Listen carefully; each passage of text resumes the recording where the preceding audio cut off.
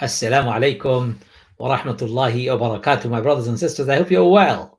I hope you're doing just beautifully fine. 21st of Ramadan is about to leave us. Did you make the best of it? And did you make the dua that is designated for Laylatul Qadr? For Allah says in the Quran, Inna anzalnahu fi Laylatul Qadr wa ma adraka ma Laylatul Qadr. Laylatul Qadr khayrun min alfi shahrin tanazzalu al-malaikatu wa ruhu fiha bi'idhni rabbihim min kulli amr. Salamun hiya hatta matla'il fajr. Laylatul Qadr is better than 1,000 months. Did you make dua on the 21st night of Ramadan? That was yesterday. Allahumma innaka afuwun tuhibbul afwa fa'fu anna. Allahumma innaka afuwun tuhibbul afwa fa'fu anna. Oh Allah, you are the effacer. You love effacing. Please efface my sins. Ya Allah, you love effacing. You are the effacer. Anta ya arhamur rahimin. Allahumma innaka afuwun tuhibbul afwa fa'fu anna. Allahumma innaka afuwun tuhibbul afwa fa'fu anna. Make this dua all the time. Ali Nurul Zaman wa alaikum assalam wa rahmatullah. My brother, welcome. Welcome to everybody who has just joined us. We are live on my Facebook page, on my YouTube page, and live from Abdullah Kulim Masjid. This is a Abdullah Kulim Masjid's page, as you know. We're doing this program for Abdullah Kulim. That program is just beautiful. I'll tell you why. It is the first mosque of Britain. It needs your help and support, and we're hoping that you can support them, inshallah. Come and join us, come and support us, and come and make this happen. Brothers and sisters, it's so amazing to be here today and to be here every day. I've been here for the whole of Ramadan from the day we began until today, and we are already on the 21st finished, and 22nd is about to start. Aminul Islam says, Salamu alaikum. I say, Wa alaikum assalam. Mubashir Bhatt says, Salamu alaikum, alhamdulillah, the last 10 days. Indeed. In fact, for us, only last 8 days, because after today, 22nd will begin, and then 23rd, and then 24th, and then 25th, 26th, and before you know, my brothers and sisters, Ramadan will be over. Had come and had left you. Did you make the best of it? That is the question that we need to all ask ourselves. Brothers and sisters, I hope and I pray that you've been able to make the best of Ramadan. Let me invite my dear brother, my dear Sheikh, who has been waiting. I would like to thank you for helping us to raise money for the mosque in East Barnet. It's okay, Aminul. You're welcome anytime. Welcome to join us anytime, and welcome with all the work that we can, inshallah. Let's invite Sheikh Waddah. Assalamu alaikum wa rahmatullahi wa barakatuh. Wa alaikum salam wa rahmatullahi wa barakatuh, Masroor. How are you? Alhamdulillah, brother. How's everything? Excellent. Alhamdulillah. Alhamdulillah. Can't be any better. Alhamdulillah. Alhamdulillah. So tell me, how was your day? Well, alhamdulillah, it's been eventful, just been out a bit. It's been sunny today, so went for a walk, alhamdulillah. Sunny? It's freezing in London.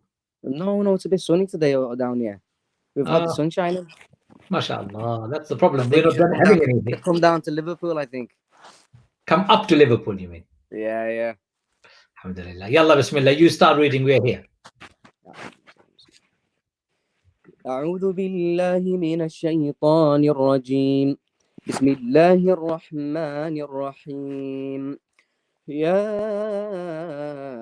أيها النبي اتق الله ولا تطع الكافرين والمنافقين إن الله كان عليما حكيما واتبع ما يوحى إليك من ربك إن الله كان بما تعملون خبيرا وتوكل على الله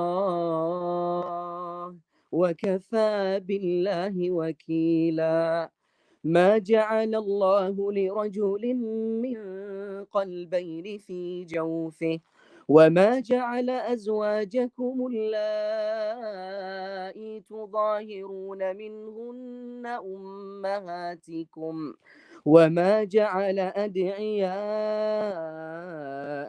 أبناءكم ذلكم قولكم بأفواهكم والله يقول الحق وهو يهدي السبيل ادعوهم لآبائهم هو أقسط عند الله فإن لم تعلموا آباءهم فإخوانكم في الدين ومواليكم، وليس عليكم جناح فيما أخطأتم به، ولكن ما تعمدت قلوبكم، وكان الله غفورا رحيما. النبي أولى بالمؤمنين من أنفسهم، وأزواجه أمهاتهم، وأولو الأرحام بعضهم أولى ببعض في كتاب الله من المؤمنين والمهاجرين إلا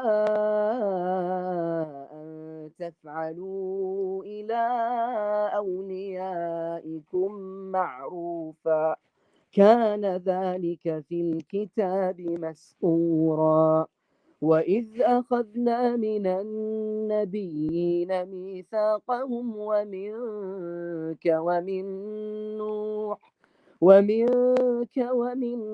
نوح وإبراهيم وموسى وعيسى بن مريم، وأخذنا منهم ميثاقا غليظا، ليسأل الصادقين عن صدقهم، وأعد للكافرين عذابا أليما.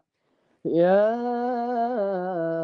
أيها الذين آمنوا اذكروا نعمة الله عليكم إذ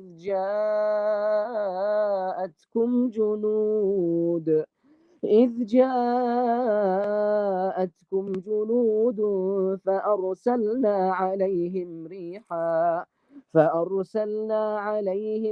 ريحا وجنودا لم تروها، وكان الله بما تعملون بصيرا. إذ جاءوكم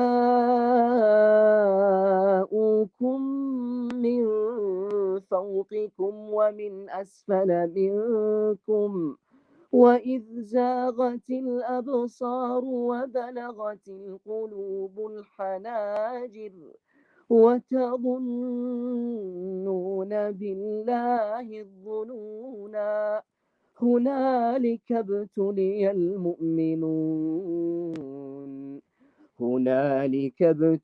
المؤمنون وزلزلوا زلزالا شديدا.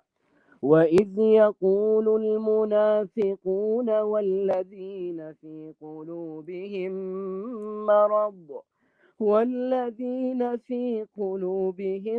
مرض ما وعدنا الله ورسوله إلا غرورا.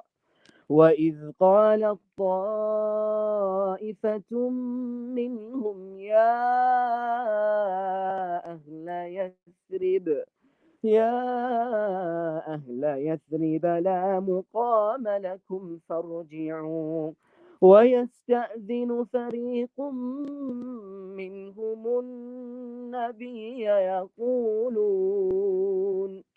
يقولون إن بيوتنا عورة وما هي بعورة إن يريدون إلا فرارا. ولو دخلت عليهم من أقطارها ثم سئلوا الفتنة لآتوها وما تلبثوا بها إلا يسيرا. ولقد كانوا عاهدوا الله من قبل لا يولون الأدبار، وكان عهد الله مسؤولا. قل لن ينفعكم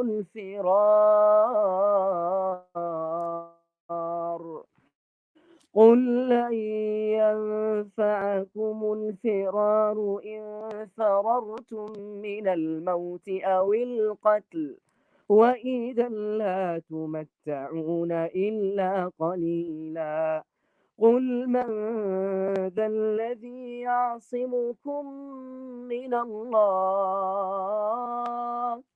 قل من ذا الذي يعصمكم من الله إن أراد بكم سوءا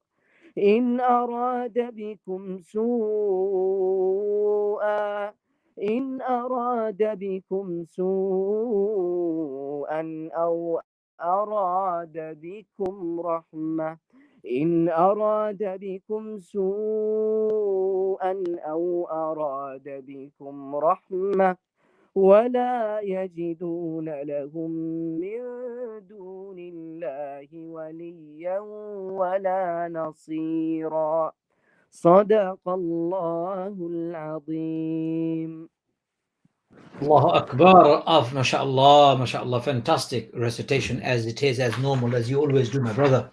I don't know how you have the energy to be able to recite so well. I'm looking for my glasses and I can't find them. So today I'll be struggling to read my translation because I don't have my glasses. I know, when you get to my age, I'm not sure how old you are. I know how old you are. I'm just joking. It gets to a point where you can't see anything without the glasses. So I'm going to have to take my phone out, get the verse out, open it up, expand it so that I can read and see, and then read it to people. It must be such a pain for people to. Wallahi, my brother, I am complaining, but I shouldn't be complaining. What about those who don't have eyes? SubhanAllah. Alhamdulillah, then with technology as well, you don't need your magnifying glass and you need to put something else on. Do you know what I mean? SubhanAllah, you can just zoom in. With the technology now, you can just zoom in. Alhamdulillah, and it zooms in for you. Absolutely so right. That's one of the ni'mas. That's one of the ni'mas as well that we need to be grateful for. Which surah did I say you were reading? Surah Ahzab, right? Surah Al-Ahzab it was, yeah, from the beginning. What surah number is that? 1 second. Surah Al-Ahzab 33. is Surah 33. And you read from verses what? 1 to? 1 until 17. Jazakallah khair. Allah give you hayatun tayyibah. Allah give you more in this world and the hereafter. Al-Jami' inshallah. May Allah make dua for us in the last 10 days of Ramadan. Ameen inshallah. We'll keep you always in the dua inshallah. Thank you. Assalamu alaikum. Definitely. Ladies and gentlemen, that's our dear brother Waddah, Imam Waddah. May Allah bless him. May Allah give him hayatun tayyibah. As we make dua for him, he will make dua for us. So Surah Ahzab. The meaning of the surah, if I can find my glasses, but never mind, I can't find them, so I'll just read.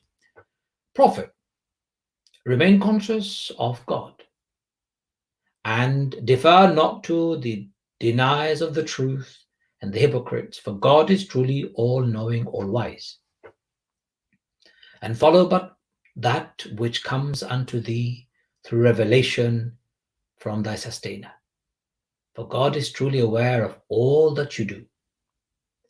And place thy trust in God alone, for none is worthy of trust except God.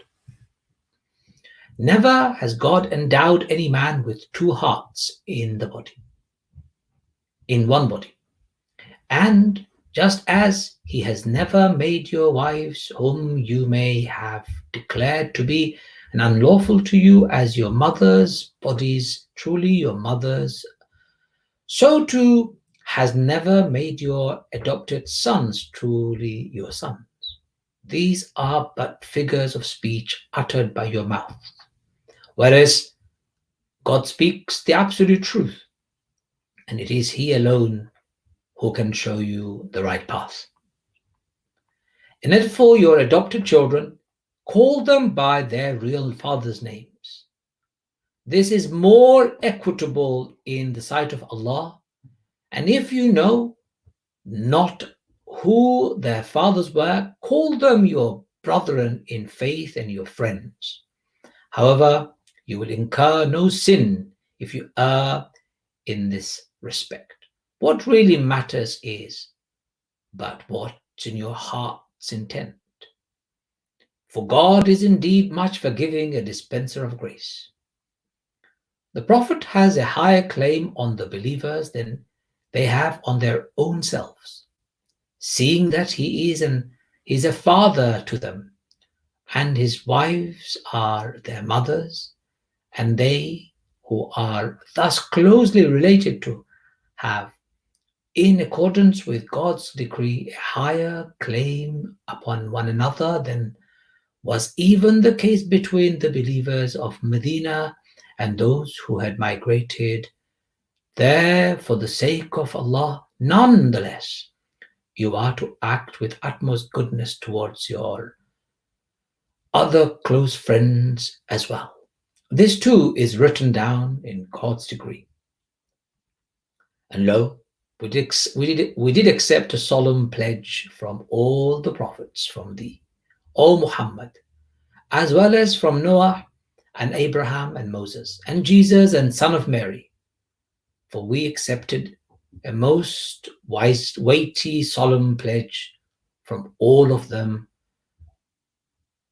so that at the end of time we might ask those men of truth as to what response their truthfulness had received on earth, and grievous suffering has he readied for all who deny the truth. O you who have attained to faith, call to mind the blessings which God bestowed on you at the time when enemy hosts were down upon you, whereupon we let loose against them a storm wind and a heavenly host that you could not see, yet God saw all that you did. Remember what you felt when they came upon you from above you and from below you, and when your eyes became dim and your hearts came to your throat, and when most conflicting thoughts about God passed through your minds. For there and then were the believers tried and shaken with a shock severe. And remember how it was when the hypocrites and those whose hearts diseased said to one another, God and his apostle have promised us nothing but delusion. And when some of them said, O you people of Yathrib, you cannot withstand the enemy here, hence go back to your homes. Whereupon a party from amongst them asked leave of the Prophet, saying, behold, our houses are exposed to the attack, the while they were not really exposed. They wanted nothing but to flee. Now, if their town had been stormed, and they had been asked by the enemy to commit apostasy, the hypocrites would have done so without much delay. Although that they had vowed before God that they would never turn their backs to his message, and a vow made to God must surely be answered for. Say, whether you flee from natural death or from being slain in battle, flight will not profit you, for however you fare, you are not allowed to enjoy life for more than a little while. Say, who is there that could help you away from God if it be his will to harm you, or if it be his will to show you mercy? For do they not know that besides God they can find none to protect them and none to bring them help? God is indeed aware of those of who you would divert others from fighting in his cause, as well as of those who say to their brethren, come hither to us, while they join battle but seldom. Ladies and gentlemen, that was Surah Al-Ahzab up to verse number 19, as read by the Imam. Waddah was with us. We've been now joined by none other than my dear Professor Ron Jeev. Assalamu alaikum. Assalamu alaikum, everybody. Ramadan Kareem. So we now enter the last 10 days of the precious month of Ramadan. And I hope to be able to continue telling you tales from the mosque in Liverpool and the wonderful stories of Abdullah Quilliam until the Eid. Last time we spoke about how Quilliam functioned as an imam to his community of Muslims. And we talked primarily about how one of those communities were the Lascars, or Muslim sailors, who were beginning to flock into Liverpool on the steamships. But of course, Quilliam was not only looking after Muslim sailors in the city, he had a growing community of converts to take care of. Although they started off few in number, as he began to get closer towards the 20th century and leave the Victorian era behind, the numbers of converts were over 200, approaching 250. They would have known nothing whatsoever about how to live their lives as Muslims, how to pray, how to observe the festivals, what foods to eat, what the Quran taught, what the Hadith taught. All of this became a part of Quilliam's function as their sheikh. Also having to counsel them in their life crises, conduct, as he did for the Lascars, funerals when they died, marriages, and the births of their children to be celebrated. In addition to that, he was increasingly becoming known throughout the country as the leader of British Muslims. Not only would the authorities, non-Muslim authorities, approach him on any Muslim affairs, with Queen Victoria herself acknowledging his title of Sheikh al-Islam. There were also other Muslims besides Lascars who were beginning to arrive in Britain. The Lascars were the poor end of the Muslim spectrum in the country, but there was also a wealthy, educated spectrum. Students in the universities, Edinburgh, London, Oxford, Cambridge. And we know that Quilliam actually started the first Muslim Student Association in a British university at Cambridge, where he was invited to be the president and was their president for his life. There were others who were coming, wealthy visitors, sometimes rich and renowned Muslims, politicians, amirs, and more frequently, and controversially, I may add, these gentlemen would attract British women. It was difficult for these marriages to take place, and they would have attracted a great deal of controversy. For a British gentlewoman to be marrying a Muslim from India or any other part of the Muslim world was not an easy thing to do in the 1890s. Quilliam was never afraid of controversy,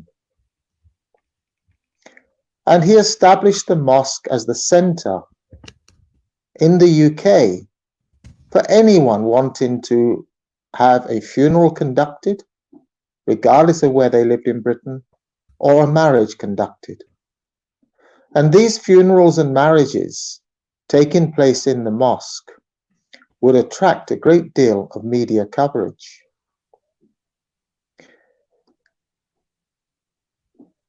Quilliam was not afraid of media coverage.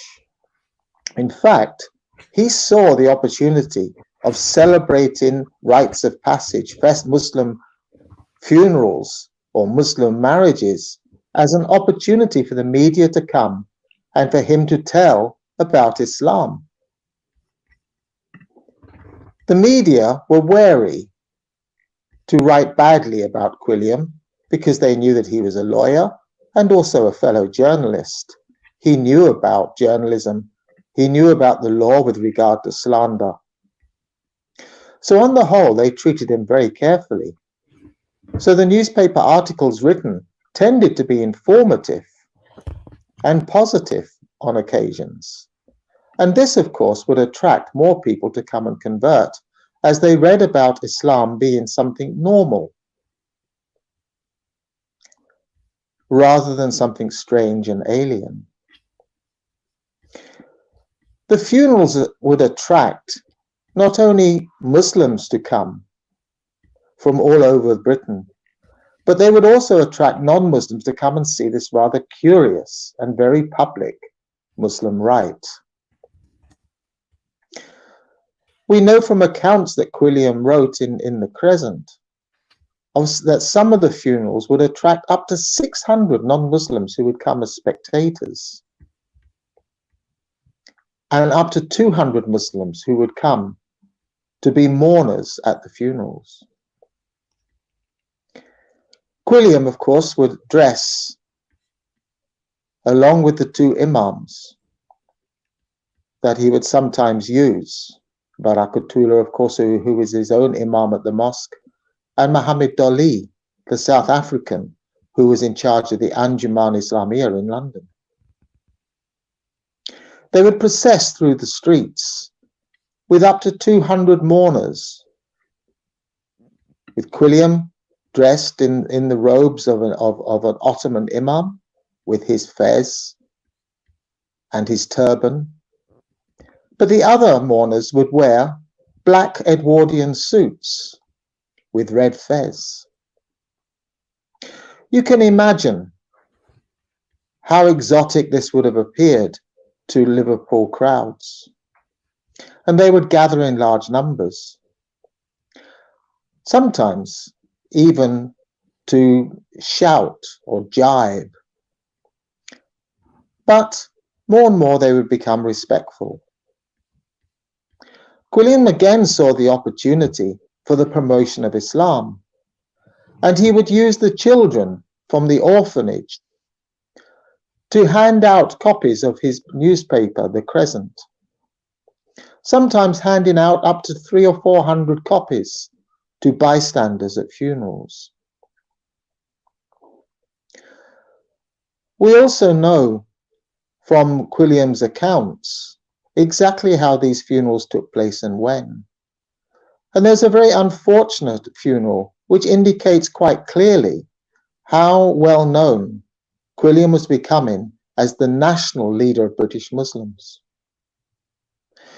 A Muslim student would die in Edinburgh University, a medical student, and his body would be brought by train from Edinburgh to Liverpool, where Quilliam and the mourners would come and collect him with a hearse and a coffin, and the coffin would be draped with a green cloth. 6 mourners came from London, representing the 2 Muslim organizations that existed in London, the Anjuman and the Ikhwan. Quilliam would also invite all of the sailors that were staying in the hostels around the city to attend. And this is one of the things I particularly love about Quilliam. Although he was a member of the gentry, he believed so much in the equality of the human race, and that Islam of all the great world faiths was able to exhibit that equality. He always made sure that not only the high and mighty of the Muslim world in Britain would attend marriages or funerals, but the invitation would go out to the poorest of the poor amongst the Muslim community to come and mourn at the death of their fellow believer. I would like to finish by reading to you the Sheikh's own writings that he would read as a final prayer at the death of a Muslim. And remember, except for the Quran, which was recited in Arabic and English, these funerals were conducted in the English language as befitted a British Muslim community. In the name of Allah, merciful and compassionate, know then that this present life is only a toy and a vain amusement. A world of pomp and affection of glory, anyhow. And this multiplying of riches and children are as the plants sustained by the rain, and the springing up whereof delighteth the husbandman. Afterwards they wither, so that thou seest the same turn yellow, and dwindle like dry stubble. Have you not seen land which is barren, having been parched by the sun? Yet from heaven the rain descends upon it, and from that dead earth springs up flowers and plants and fruits of diverse kinds. Is not he who does this marvel able to raise the dead? Have you considered how there is seed which is lost, and then comes up as the green blade, fructifies, and after the flower again prepares the seed? God permits man to come from an insignificant thing, not greater than a drop of water. It is placed in a sure receptacle for a certain time, and then brought forth to enjoy life for a while. Man passes away and returns to his elements. But in like manner, the eternal part of him is placed in a sure receptacle until the day of judgment. Death, like birth, is but a milestone of life. Amen. Thank you so much for your attention, and I hope to be again with you in 2 days' time and speak to you about the methods that Quilliam would use to gain those 250 converts. That's it. Good night. Exciting thing to do, mashallah. Thank you very much. I am sad that we can't talk to Ron because I appear on his side like sounding like an alien. But we'll say salam to you. Walaikum salam. That's the only thing I can tell him. Subhanallah. Well, I don't know what's going on with technology, but some technology works, some doesn't. Let me speak to Henrietta. Maybe this one would work. Let's see if she's here. Salam alaikum, young lady. Are you still here? Even Henrietta is not even here. Oh, she is. I am. Wow. I thought I'd lost Ron. I didn't answer because you called a young lady, and I'm not a young lady anymore. Okay, so shall I call you an old lady? Well, just call me a lady. That would be fine. So then we can remain diplomatic about age and everything else. I don't mind calling you an old lady if that's what you prefer. No, I didn't prefer. I didn't say call me an old lady. You called me already, so I didn't respond. So I'm starting up because I made a very pretty salad, actually, a very pretty fruit salad. Why don't you show it to us? Oh, that looks good. Makes us hungry. Something went wrong with the sound, so we could hear you. Could hear you very well. But anyway, don't worry. Pretty salad is for later on. But for now, what else are you cooking for iftar? So we will have chicken pie. We will break the fast with banana and date drink, which is now has become a staple because we still have the bananas available from the last couple of weeks. Can you put some coconut inside it? I've already made it, so I can. Yeah, I've got some fresh coconut here. So we'll break the fast with banana drink with dates, no sugar, and it's really lovely. And then we will have chicken pie. We also have salad, which we always do. And today I am going to serve halim. Oh, interesting. Yeah. And I've done it in a Hungarian way. I know it should be the other way around. Hungarian way. That makes no, don't worry. What I meant is by the methodology. I know it is supposed to be cooking the dal together with the meat, and it all should be stewing for like hours and the whole day. But I didn't have that, but I had a lot of dal left. So I made a very nice meat mixture, and I'm going to be frying it together once just before serving. So that's what I meant by Hungarian way. It's just but you not still done. have to cook the dal in the with the meat, otherwise the flavor of the meat is not going to come through the dal. No, I will, but just before serving, so not right now. Still a Hungarian way or Asian way. It has to be authentic. Asian way is supposed to be from scratch. The dal is together with the meat and then all the spices. Take and about 5 years to cook. Yeah, it didn't happen. And you need a good slow cooker for it, or I don't know how they call it, the slow pot or the one cook pot, something like that. So maybe we can get that for Eid as a gift. What else are you going to cook? I think that's about food today. We will have it with pita bread and watermelon and the fruit salad, and I still have a bit of banana cake, so we might make some custard. Is that not enough? Sounds like a lot. Yeah, that's our food today. Alhamdulillah. You're making me very hungry, actually. I'm feeling hungrier than many other days, because yesterday I did decide for the last 10 days of Ramadan, my suhoor is going to be even less than before. Wow. Why do you do that? Because I feel good. It's called Imam al-Ghazali's point. I really like. He said, fasting is about realizing, and I actually quote you. It's very beautiful. Just bear with me for 1 second. It's so nice. You'll love it. And I connect with him when it comes to the eating of our desire to eat. Here is what Imam al-Ghazali said. Let me find it for you. Imam al-Ghazali said, the precisely why Ramadan, a month of fasting, training, and development once, is about building the capacity to restrain and refrain from basic yearning of life, such as food, drink, and our urges. This offers the perfect opportunity for people to develop taqwa. According to Imam al-Ghazali, fasting produces a semblance of divine quality of samadiyya, freedom from want, in a human being. Imam Ibn al-Qayyim said, viewing fasting as a means to releasing the human spirit from the clutches of desire, thus allowing moderation to prevail in the carnal self. I like this. This is me. I like the idea of not wanting the wants. If I could free myself from the wants of humans, I could feel myself so much better. And so I'm trying. Okay, sounds quite ascetic. So maybe I'm becoming Sufi in my old days. Well, it's one of the sage qualities, that they were free of everything. They had no need for the world. They had no need for anything. I'm security. not sure I'm that far, knowing how political I am. But I think for 30 days, I can be training myself to be abandoning my wants and not pursuing them, rather becoming master of it. I think I can do that for 30 days.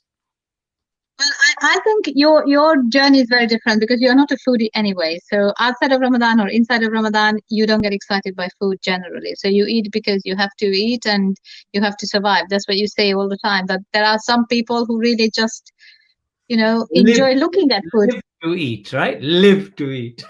No, it's not that. I get excited by fresh food. Like today, I went to the Turkish shop and I just love buying fresh vegetables. And I saw some really wonderful tomatoes, and the broccoli was bursting with life. So, these kind of things really remind me. For me, this is God showing himself that in everything there is wholesomeness, there is freshness. I can choose what I put into my body, and I can make a decision about how much I relish. And I think it's quite hard for some people. I don't think it's about the greed actually that's difficult about fasting. It's for me, the emptiness has always been that when you are empty, you have no other space except looking at your ego and facing it every single day, the whole day when you are fasting. Because when you're not fasting, everything else is being taken up. That energy, that emptiness is all taken up by digesting the food, shopping for it, preparing it, cleaning after yourself after you're finished eating. So those are distractions in some ways. But when we have all of that relinquished, then we have nothing else to really hold on to. So there's no more distraction. We are literally sitting with our ego for the whole of Ramadan. I think that's what makes it really hard. Somebody asked me the other day, so what is it that is so hard? I said, look, it's the nafs.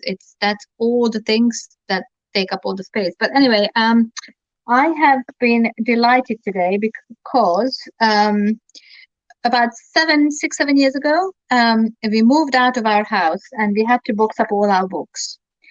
And today I looked up on the bookshelf and I found my absolute favorite book, which is Imam al-Ghazali's Alchemy of Happiness. And it's this is one of the books that I studied over and over again, and I still do. And I wish I could memorize the whole book.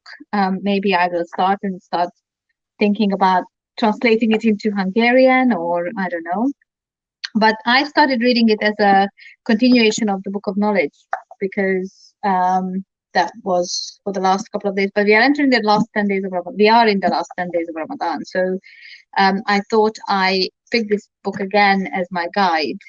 So today I wanted to talk about this a little bit, because it's just one of the richest books I have ever held in my hand. So Al-Ghazali is the interesting piece about Imam al-Ghazali is that he wrote this book not realizing that, when I was doing my training in psychology and my coaching work, I looked up on the first page of this book and looked at it, and I said, this is all we need to know about psychology. Because what he does is he dissects the human psyche into tiny bits. Everything is logical, everything is given precedence, everything is given an explanation. It's just really a wonderful book. So I wanted to pick up part of the introduction, which is how Imam al-Ghazali sees the basics and the basis for traditional psychology, which leads to self-development. And I think now more than ever, when we are fasting, this is an opportunity for us to actually really reflect on what are we growing into and how can we do it more effectively. And this is where he comes really handy. His book is exactly that guide. So he talks about three fundamentals. This is the basis of all humans, is that we've got three fundamentals. It is actually confirmed by modern psychology and other scientific studies. They call it the ABC of psychology, but it's about affect, behavior, and understanding, or cognition. And Imam al-Ghazali goes very much into details of each one of them. And I wanted to continue from the knowledge that I started yesterday, because he actually makes it very clear that any kind of development work we want to do, we have to have a basic level of knowledge and cognition. So to be able to understand things, to come to understand not the abstract way of faith for our own self, but it has to be something that goes through our heart. It has to be made personal. So he states that we have to believe. So instead of believing in faith blindly, we have to believe in each article of faith, and we need to make them into a belief that is active in our heart, that is continuously being sought, that is something that we work on a regular basis. So belief that God is one, the belief that God sent prophets to guide mankind, and Muhammad is the last messenger. Believe in the Quran as the last revelation, the belief in angels and the scriptures, and belief after death, that we will be resurrected and judged by God, who will reward and punish depending on our intention. And I think what is really beautiful about this piece is that he mentions that it is the state of the heart, the place of our intention, that holds us accountable. So this, more than any other time in the year, is really important to think about, because we can talk about faith, and I know a lot of people who make a living out of it. People do lectures and they're all wonderful. But what we always have to bear in mind is that it's easy to talk. It's very easy to express those ideas that we pick up from books. We can do PowerPoint presentations about a lot of things. But actually, do we believe 100%? Are we aligned 100% with all the things that we say? Do we practice? Is it an active knowledge in our heart, whatever we talk about? Because that's the states of the heart is actually what's going to take us to a good place in the afterlife or not. Now, he mentions that there are 5 sources for our beliefs. Our environment, how we grow up, models of success, or failure, what we learn from, what is right, what is wrong, what is possible, what is not possible. So you can see that even with beliefs and faith, articles of faith, he goes into the very practical from the very start. He goes into the practical. Whatever you learn about your environment, it will contain philosophical and faith-related issues, but it also talks about success, models of failure. How do we learn what is right or wrong? How do we know what is possible, what is not possible? There are people who are brought up with ideas of, the world is a scary place and you have to be very careful and hold yourself back. Whereas there are people who've been given a wide range of experiences, so they believe that the world is a playground and they can go and they try, they fail, and they succeed. So there are people who can play life a little bit more confidently because that's how they were brought up. So our environment, number one. Number two, our experiences, and as we grow up, how we interpret those experiences. Number three, knowledge. What is it that we do know and what we don't know? And how do we continue educating ourselves from the cradle to the grave? Number four, results we have achieved in the past and how do we interpret those results for ourselves? Do we learn from it? Do we learn from the lessons from the Quran? Do we really understand what older generations went through and the lessons that they are passing down to us? And number five, how to set new goals and achieve future results. So you can see that even though he starts off with very interestingly with the belief system that we as Muslims grow up with, he goes into the practical elements of how to make it always, every step of the way, always aligned with Allah. And for me, this is a very empowering position to be in, because it's about how are we able to incorporate everything, distill wisdom, and move with the right intention, because I think that's what makes us successful or not successful. We succeed when our wish or desire for something that we want to achieve is in alignment with Allah's will. So I would like to continue with this book from tomorrow as well, because there are just so many wonderful gems and things to think about. The one thing I would leave you with is look at these 5 things, these 5 sources of your belief, and think about where maybe you have missed out on something. So your environment, how you grow up, your experiences and events, your knowledge, your results that you have achieved in the past, and how you set new goals. Thank you very much for that amazing reminder. I've got the doctor waiting. Maybe the doctor wants to join in the conversation too. Let me get him in. Assalamu alaikum, Umar. How are you? Walaikum assalam wa rahmatullahi wa barakatuh. Very well, thank you. How are you both? Very well, alhamdulillah. You're looking like you're outside in the sunny, wherever you are, Manchester or something. Yes, I sat in the conservatory, but it's beautiful outside. Yeah, and once again, I've come into a brilliant discussion. I think I must be the luckiest one who always comes in on such fascinating discussions. I think maybe I was hearing what you said earlier, Brother Ajmal, about getting into Ghazali and things. I find that happening with myself as well. I think maybe it's with age, we get wiser. Not that I'm saying that you're old, of course, you're still young, mashallah. But we get wiser with age, and we realize what's most important, and I find that happening with myself as well. So thank you for that, Henrietta. That was beautiful. Yesterday, thank you. Yesterday, a young man who was reciting the Quran on one of my programs, he asked me how old I was, and I asked him, "What do you think?" He said, 35. And when I told him my real age, he nearly fell off the chair. He goes, "No, you could pass. You could pass for 35, Ajmal. I'm sure. I think I could, right? I'm not sure. I would like to exit the studio. Thank you very much. I'm going. Thank you, Hannah. Take care. Thank you. That's Henrietta for you, everybody. Ladies and gentlemen, kindly be with us. She's with us, sharing her wisdom and insight. We now have Dr. Umar Tahir with us. Assalamu alaikum, Umar. Walaikum assalam wa rahmatullah. Pleasure to be back. Formally invite you as... So what are your thoughts then, after you have heard Henrietta speak of the things that we should remember, the source of all power and essence of our life?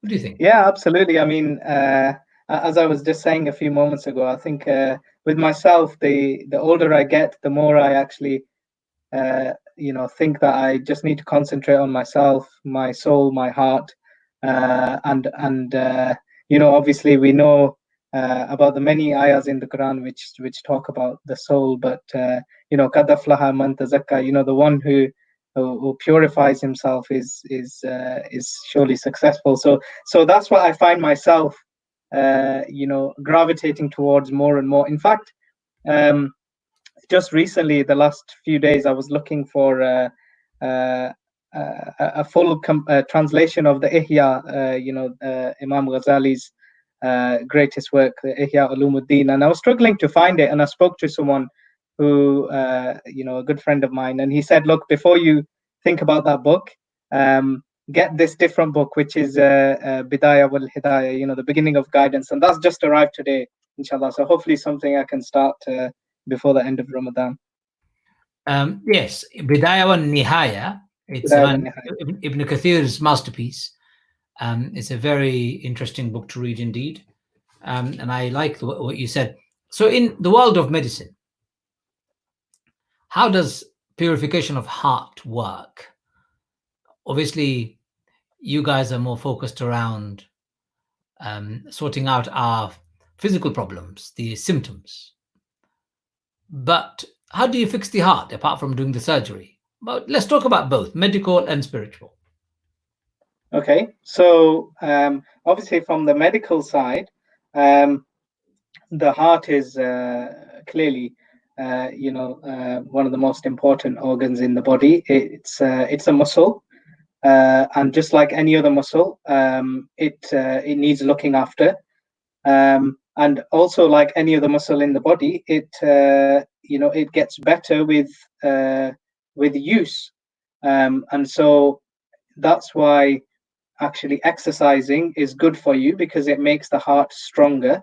These periods of exercise that we have, which raise the heart rate, which allow it to contract faster, actually strengthens it, and over time allows it to beat more effectively. And so it improves the health of the heart. And there's lots of other things as well, not just exercise. Diet, of course, for our communities particularly, is very, very important, because we really, really enjoy our food, and we really enjoy the food that is tasty.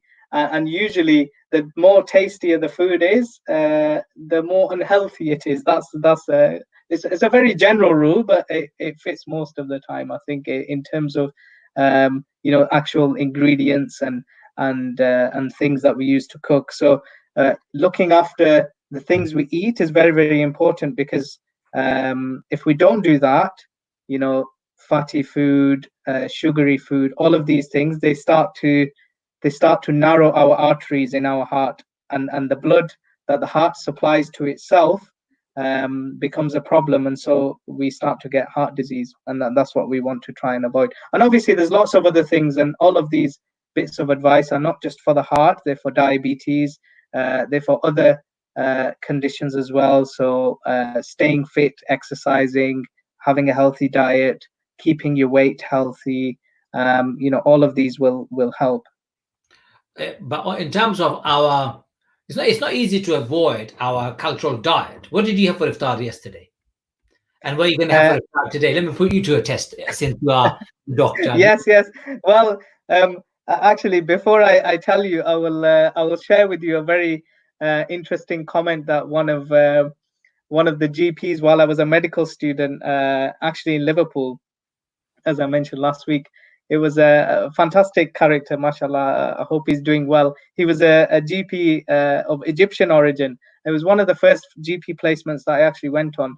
And one of the first things he said to me and the other student, because we were there in a pair, he said, I always say to patients, do what I say, not what I do. So I'll just put that disclaimer in there just in case. But for iftar yesterday, what did we have? I think I'm struggling to remember now.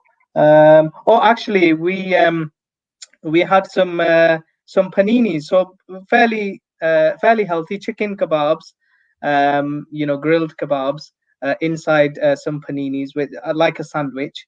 and with some pasta on the side. So that was reasonably healthy. And today I think sounds healthy to me. Yeah, it's not too bad. Yeah, it's good. And today we're having some chicken pastries. So it's again chicken that's is cooked in a reasonably traditional way, but then it's put inside some pastries and baked. So we tend to do that at iftar time, something not too heavy.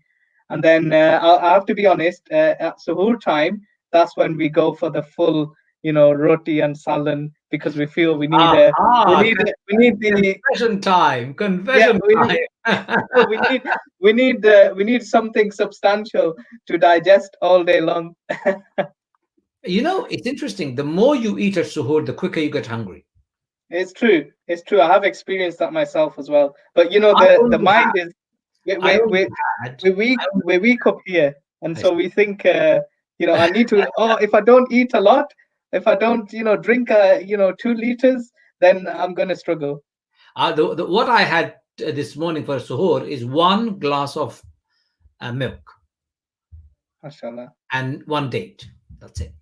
Yeah, I mean, obviously, we know from the traditions that the Prophet ﷺ, most of the time would break and keep and open his fast with dates and water, as would most of the companions. So I also saw something recently from brother Adam Kelwick, who obviously you guys know very well, from Abdullah Quilim. He put a post on Facebook saying, he's going to try and do this for a few days through Ramadan, or he tried it for a few days. So I'm sure if we, like yourself, you seem to be quite strong in this. I think your willpower is there to reduce the amount of food. I'm sure we're actually capable of great things. Yes, we are. It's We're the mind.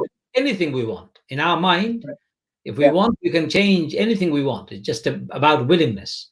Okay, Absolutely. so doctor, before we finish our show, I still have to ask you a medical question. Sure. So, in the month of Ramadan, why do we feel more cold than any other times? And what can we do to keep our body warmer? Okay. That's an interesting question. It's something we've all experienced ourselves. I've experienced it myself as well. And I think without getting too technical, obviously, when you're not taking on board food through the day, there's no fuel as such for your body to kind of to use up and generate energy. So what we're actually doing is we're using the energy stores that we have inside the body already, and it's not as readily available as when you have food, and to be honest, because most of us, myself included, we don't tend to fast too regularly throughout the year, although we should do. And so it's something that the body's not used to, and so it actually results in us producing less energy, and as a result of that, we tend to feel cold.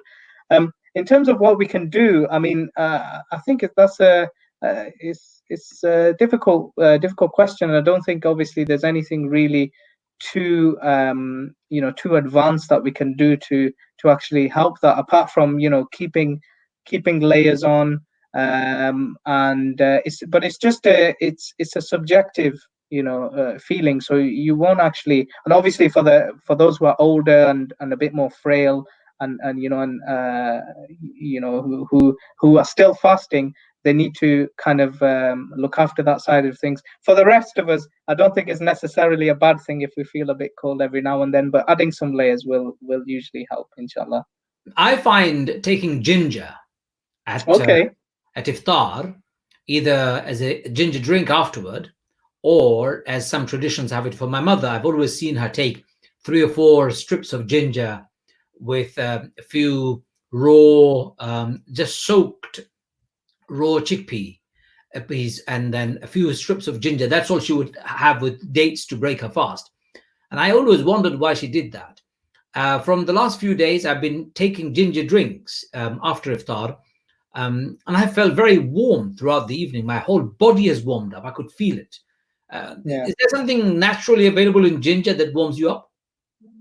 Yeah, I mean, I don't know the actual details of it, but I think there's a lot to be said for these traditional wisdoms, and sometimes us on the modern medical side perhaps don't know a lot about it, or we probably unjustly kind of diminish it a little bit and say, oh, okay, that's fine if you want to try that, but this is wisdom gathered over thousands of years, and there's many other things that our elders would say, about garam food, food that's heat generating, and when you should have it and when you shouldn't have it.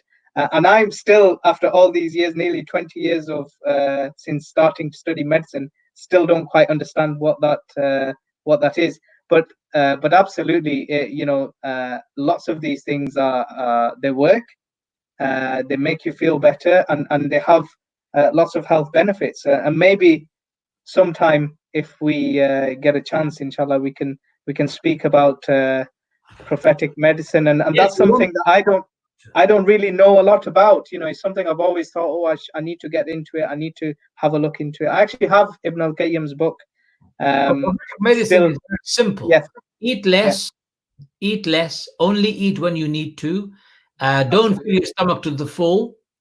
1/3, 1/3, and 1/3. 1/3 for solid, 1/3 for liquid, and 1/3 empty. And the best of food is the food that is in the Quran. Allah describes the one about dates, the figs, the olives, the pomegranates, the food that now is considered as a superfood in the world. So yes, we'll talk about it in another show. Thank you for that, Doctor, for your time. We've run out of time. It's already 8 o'clock. We need to go and get ready for iftar. So I'm going to let you go and say thank you for your time. May Allah bless you and your family. Inshallah, we'll see you another time very soon.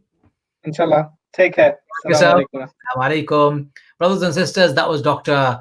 Umar Tahir with us. Fantastic as he is. Alhamdulillah, Allah bless him. Allah give him hayatan tayyiba. We will inshallah see him again very soon. I'm going to say goodbye to you all. Until tomorrow, Assalamu alaikum.